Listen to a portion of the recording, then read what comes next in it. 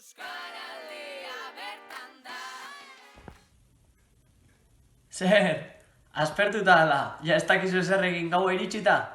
Ba, beitu gaur, errekamari elorrietan, nere eta nerearekin grabatu dudan bideoa. Ikusi! Zaingo, maite duzuna, mairutik atera. Ardua bera, atera ba, atera, agera, ez ere zaberrik. Nerea eta nere gara, Elorrieta Errekamariko irakasleak eta San Inazio eta Deustuko auzokideak.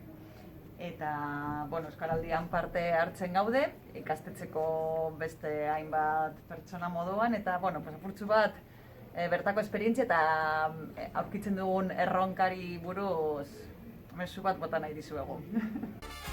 Bagire ez esanen. Hemen historikoki egon den eskaintza gaztelerako izan da, apurka bagoa saldatzen.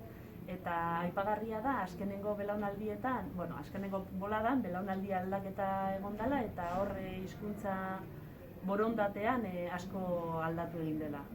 Elorrieta euskaldunduz doala apurka. Gehiagorekin.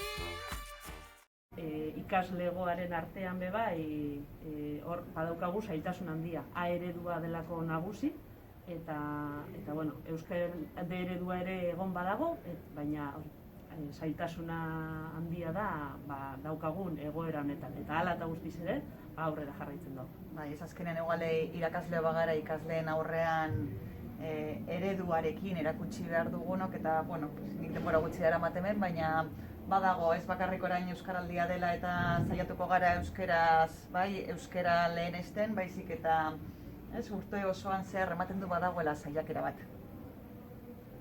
Hori da. Da hori ze.